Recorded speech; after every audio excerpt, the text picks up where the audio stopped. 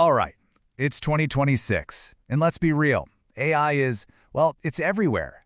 And one of the most personal places it's showing up, therapy. Yep, AI-powered therapy. But that brings up a huge question, especially if you're a Christian.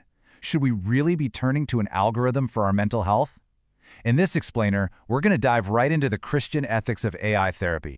I mean, just think about the promise here.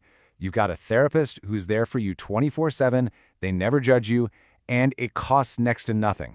It's like having a confidant right in your pocket, ready whenever you are, no scheduling nightmares, no huge bills. In the crazy, high-stress world we live in, yeah, that sounds pretty amazing, right? But, and this is the big but, can a machine really care for your soul? We're not just talking about managing a stressful day. We're talking about healing the deepest parts of who we are. Can a bunch of code, an algorithm, actually understand what's going on in the human soul?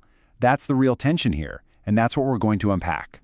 So let's get into it. We've got the promise, and we've got the problem. It's really two sides of the same coin. This isn't a simple good or bad thing. AI therapy offers something really powerful, but it also brings up some deep, deep theological questions.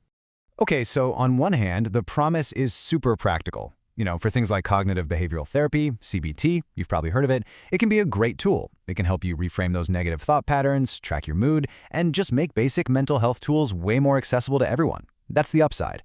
But the problem, the problem is huge. An AI doesn't have consciousness. It can't feel empathy. It's literally incapable of a true relationship, and we all know that's where so much real healing actually happens. And this all comes back to a core Christian idea, the Imago Dei. It's this beautiful concept that we are created in the image of God. What does that mean? It means we're not just, complex machines made of flesh and bone. We are relational beings. We have a soul, and that soul was literally designed for connection with God and with each other. Think about the greatest commandment, love God and love your neighbor. Well, real love, that requires a person. It takes a conscious, feeling, empathetic being to make that choice to love. An algorithm, it can mimic supportive words, for sure. It can learn the right phrases to say, but it can't love. That's a human thing, a soul-level thing. Okay, so if we know an AI can't do that core human thing, that relationship piece, how do we use it wisely? How do we not get tripped up? It really all comes down to asking the right questions. So let's walk through a super practical, ethical checklist you can use. All right, we've got 3, I'd call them non-negotiables to think about. First up is data stewardship. Then, we need to talk about the soul-level limit. And finally, we have to be on the lookout for what I'm calling relational substitution. Let's dig into each one. Okay, question number 1. And this one is super practical, maybe even a little scary. When you're pouring out your deepest thoughts, your fears, your struggles to an app, you have to stop and ask yourself, where is all that incredibly vulnerable data going? From a Christian worldview, we're called to be good stewards. And that doesn't just mean money or the environment, it includes our own information. Let's be honest, a lot of these AI companies are for profit. Your data is their product. It's their most valuable asset. So there's a very real risk that your personal struggles could be used or even sold in ways you would never, ever agree to. All right, let's move on to question number 2. This one goes a little deeper than just the practical stuff. We're getting into the spiritual side of things here.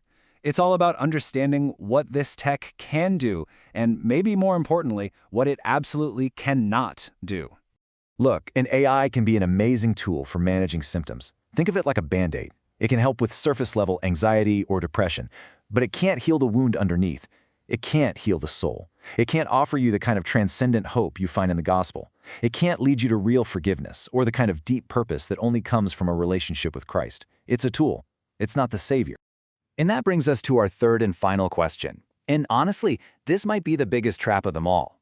The convenience of AI is just so easy, right?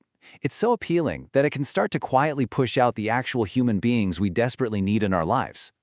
And the Bible could not be clearer about this. It says healing happens in community. Things like confessing our junk to each other, bearing one another's burdens.